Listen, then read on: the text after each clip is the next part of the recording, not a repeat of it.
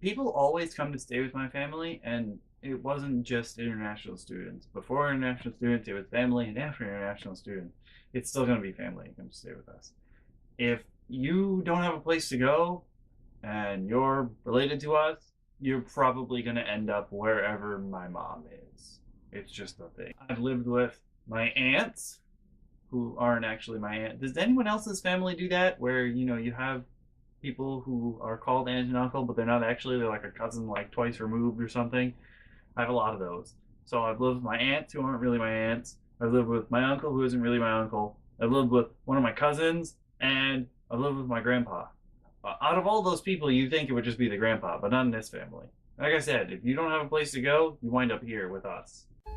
When someone meets my family, they inevitably ask, "How are you, you?" Why is that, you ask? Have I got a story for you? Now, there's a reason why our house is called Hotel Yessie. Whoever you are, whatever. And barring my uncle who's not really my uncle and my cousin, pretty much everyone who stays with us is sick in some way.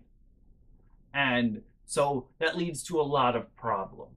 Like my two aunts that lived with us, one of them died, but God rest her soul. Also, like when I say my aunt, she's actually would actually be my cousin twice removed because she's my grandfather's cousin. They both are. Maybe they're my grandmother's cousins. Whatever. But I know they're that generation's cousins when they stayed with us. The older sister in that family, oh God, she had a lot of issues going on, and like we had a home health aide for a while and what have you, which is funny when you think about it, because I mean her sister was here. Her sister still pretty much takes care of herself to this day. And like me and well, we weren't gonna the things a home health aide does, man, all the kudos to them, all the props. But my aunts lived with us. We had a lot of fun times, and by fun times I mean terrible times. There's just one story that my mom insists doesn't never happened, but no, it happened. I assure you, it happened. So this one time, like my aunt was really sick at the time, but it wasn't like she was like vomiting blood or anything. It wasn't like me when I was sick. It was, she was old and she didn't have proper control of her body. That kind of sickness. And the older aunt of the two, she smelled really bad quite often. And one time, uh, she walked from the living room. Well, more like shuffled because she didn't really walk anymore. Just shuffled. I always wonder, like, if old people wear slippers and they don't walk anymore and they shuffle, don't they make a lot of static electricity? Like, can't they like stick out their finger and shock you? But I digress. So she's shuffling out of the living room into the hallway in our old house, and she smelled so bad that she set off the smoke alarm.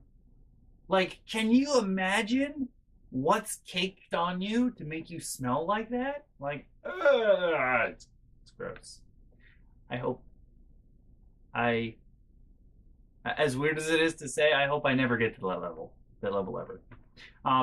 And the thing is, she was sleeping in my bed. So, like, I didn't sleep in my bed for years because it smelled terrible.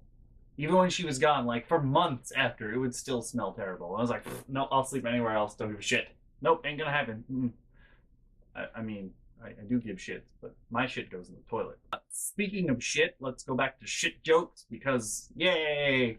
So this one time, when my aunts were living with us, and my uncle was living with us still, or those aunts are his actual aunts, I believe. No. Family-wise, one of the aunts was his mother.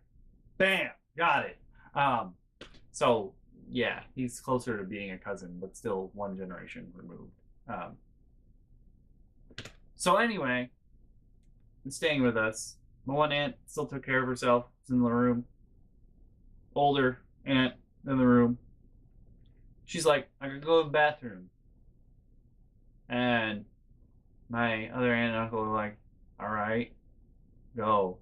And she gets up and she's shuffling as fast as she can possibly go. And it's like a cartoon, when somebody shuffles their feet really fast, like, and and like their legs are moving really, really fast, but they're not actually going anywhere. Like she was shuffling as fast as humanly possible. Her feet going by. She had moved like 3 feet, and then it started, and it's just like. And you'd think she would go faster because she'd be like propelled by gas, but no, didn't actually go any faster. So she's still shuffling her feet as fast as humanly possible, but not actually gaining any traction, not going anywhere, and still. And she like all the way through the living room, got to the hallway, and my aunt and my uncle, they look at each other and they're like, she didn't make it. I mean, you could have said she didn't make it when the started, but it went on for quite a while with the.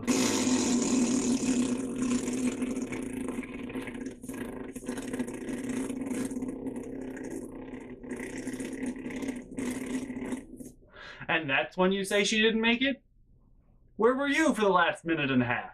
Actually, while we were still in that house, the other aunt, she's kind of like loud and boisterous. She loves to tell stories and be the center of attention and what have you. But something that kind of runs, I guess, rampant in my family is, not looking out for yourself in any kind of way. Like I do it, I'll like step into danger for someone else. Be like, oh yeah, I know you're gonna hurt me, but I'm gonna help you anyway. Like that's how I do it. But a lot of my family just like, oh, I'm in danger, not gonna do anything about it. So this one time, the aunt who can actually take care of herself, we were going out somewhere in the old house, and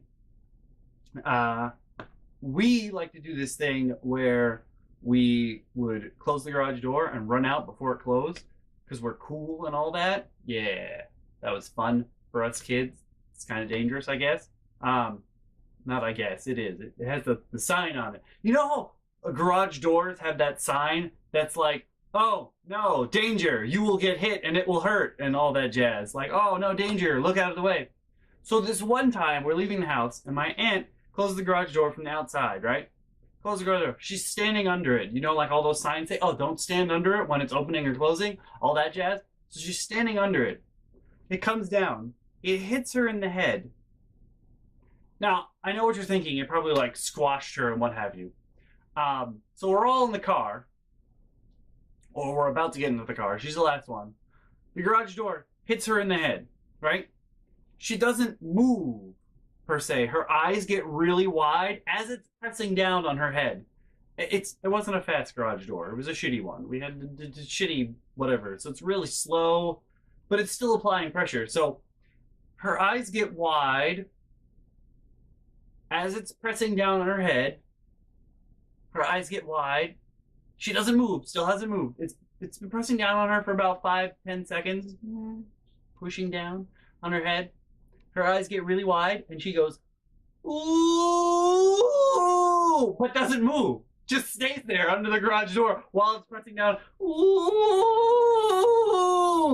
and the rest of us are like, you gonna move? Like, no. So she just stands there while it's pressing on her head, going, ooh, as the garage door is pressing down until it stops and goes back up. And we're like, I don't understand why you didn't move. It's just a thing. So the aunt that can take care of herself, I'm gonna call her Ooh from now on. So Ooh moved in with us in this house, and she stayed in the guest bedroom for a while, and she was really sick. Like she was going for cancer treatment and all that. Not to be mean or anything, but it's weird how like she made fun of and insulted her sister for so long for not being able to take care of herself and all that jazz. And then she came here and she basically did the same thing, except in this case, I would get trapped in my room because Ooh would start shitting and then go in the hall, like it's my room, the guest bedroom, and then there's a little hallway and then the bathroom. And, I'd be trapped in Shitopia, as my friends would call it, because I'd be on the computer, be like, I have to go, I'm hungry, but I can't go to the kitchen right now. And they'll be like, why? Because I'm trapped in Shitopia. There's shit all over the hallway, and I don't want to clean it right this second. I don't want to clean up poop and then eat. if you can understand where I'm going, like that's like you don't do it in that order. It's not like, oh yeah, I wanna, mop up some poo and what have you, and then yeah, I'm gonna eat. No, that's not what's gonna happen. I'm just gonna be really hungry and really sad and upset. So it's funny to me that Ooh was so mean to her sister because her sister couldn't control herself, and then she's doing the same thing. So then you have my uncle. His mom was the one who didn't make it. So the two aunts from now on, they'll be Ooh and they'll be didn't make it. So didn't make it. His mom, this uncle who's really my cousin, but whatever, I call him uncle anyway. He lived with us for a while after he got divorced, and like that made sense. Like he didn't have anywhere else to go. My mom was like, "Come in here with us, and your mother and her sister." My uncle was cool when he was living with us. My dog liked him. He helped out around the house. He did stuff. He helped us with computers and what have you. And he was just, fun to be around. Unlike his mother and sister all the time. Like my aunts, they're okay for a little while. Just don't sleep in my bed because then it smells and I can't sleep in it for a while. I also noticed, speaking of beds, it's weird, but when Ooh lived here in the guest bedroom next to me, she did like I understand the concept of it, but like because she was sick and she was making it smelly and what have you, but she would lift up the sheets every day and spray like an entire can of Febreze in them. I don't actually know if it was Febreze or not. It didn't smell like Febreze. I don't know. Whatever. Some fabric scented air freshener thing. She would spray it inside the sheets and then put them down. And she kept her door closed a lot. And a lot of the time when you open the door, like it would just be like, Hwah! And this huge, like noxious cloud of nasty bargain bin air freshener would hit you in the face. And like I sort of understand that she was trying to disinfect it, but there's like a level that you should stay at for like you just pick up the can and you shouldn't be like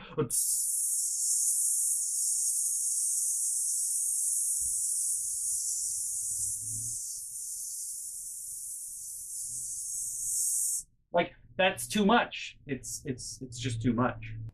And my cousin who stayed with us, he was also okay. He did a lot of stuff around the house. Like he redid our bathroom. He, did all the landscaping. He planted fucking trees in our yard. And my mom hated him because she was like, oh, he just lays about doing nothing all day. Like he has not had that much fun in life. I'm gonna put it that way. He got laid off. He gets like laid off all the time. He's the smartest guy I know. Give or take. He's pretty high up there. Like he went to Harvard. He's an architect, what have you. He knows so many things about so many other things. He like runs businesses and what have you, and he just gets the shit end of the stick all the time. And like he's fixing stuff up, but like he's really sad and depressed all the time. And obviously, by now, my mom doesn't really deal with sick and depressed. So she's just like insulting him, and she's so mad that he's staying there. And I'm like, he's doing all this work for you for free. And like he's keeping the house stocked. Like when we had both houses, like he was living in the old house and like he got everything ready and whatever, and it was great. And the only qualm I had with him at all was that as you're gonna learn later on, there's like no privacy in my immediate family. Like that's not a thing that happens ever. So like I'm used to just like walking in to my family's rooms and being like, hey, what up? And the only qualm I have with my cousin is that he's kind of large and he likes to lay about naked sometimes. So a couple times my mom would be like, get him for dinner. And I'd be like, okay. And I'd like walk towards his room and he'd have the door open and I'd be like, yo, Dale, you're naked again. And he'd be like lounging on the bed. Thank God he'd always have a pillow between his legs. Like, oh, thank you. Thank you. Thank you for small miracles. But yeah, that's the thing that happened. That was like my only qualm with him. And the last person I mentioned that lived with us was my grandpa. And like that's normal. That's normal. Like in a family, oh, your grandpa's old. gonna come live with you. Can't. I mean, he could take care of himself. It was just my mom was super scared. Um, and this one time, okay, so in my family, uh, uh, like my uncle and my grandpa are huge dudes. My dad is huge. We like to make jokes that he's having twins all the time because it really does look like he's pregnant.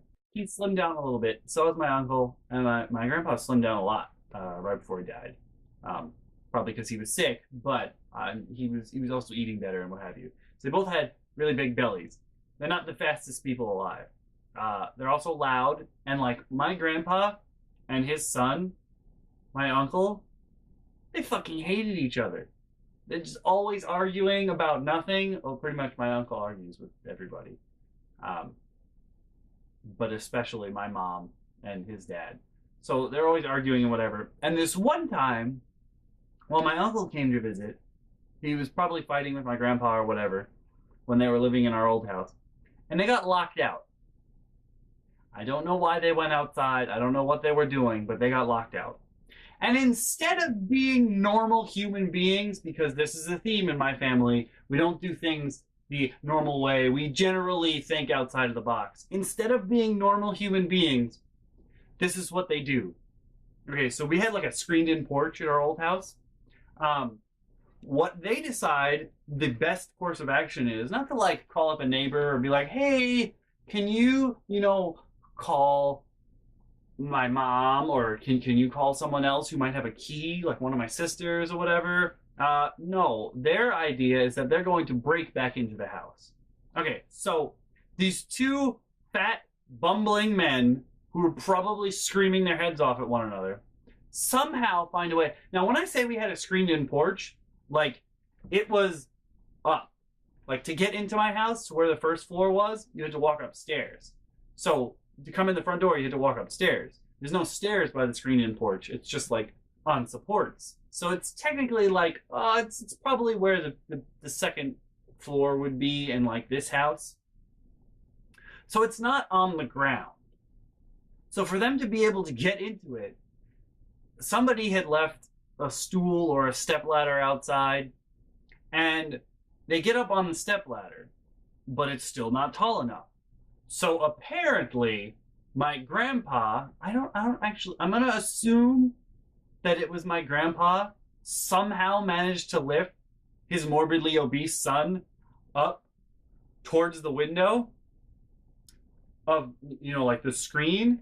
So at that point, I'm pretty sure my uncle pulled out a pocket knife, cut the screen open, somehow my grandpa threw this fat man into the now cut open screen. So he falls over, rolls into the porch. Now, to get into the house from the screened-in porch, there's a glass door. Like a door, like a regular frame, but it has like glass and like the 9 segments. And it's also locked. And instead of, again, being like, oh shit, we're inside now. I can't get through the door. Maybe I should, call somebody. Somebody can come help. No. Instead of that, my uncle decides I don't know what he did. He like wrapped his hand in something and punched through the glass window, unlocks the door, and gets inside. Now, mind you, I'm relatively certain this was quite an ordeal, so I'm sure it took a while. I'm sure they were screaming. Nobody in the neighborhood, not a single person, cared that these 2 bumbling fat men were breaking into my house. Like, nobody in the neighborhood even noticed. How? I'm sure they were screaming the entire time. I'm sure they were yelling. I'm definitely sure it's hard to miss one fat man on a step stool throwing another fat man into a window. Like, I'm just gonna put that out there. My neighbors were dicks. Now, having told you all of this about my family and of all the people who have lived here, I've had people come stay for quite a while, but that's different. That's like international students, like they're on break or whatever, and they come stay here. So, having heard all of that, I don't know if anybody else does this, but one of my greatest pleasures in life, one of my absolute greatest pleasures in life, is just to run up and down the stairs in this house. Just run up and down the stairs, screaming, ah! Not for any particular reason, just that I have the house to myself. I'm alone. It's a wonderful feeling. It's a wonderful feeling. Wonderful feeling. It's just a wonderful feeling.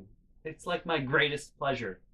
When everyone's gone, I just run up and down the stairs a whole bunch of. That's probably how I get my cardio. Actually, maybe that's why I stay so skinny.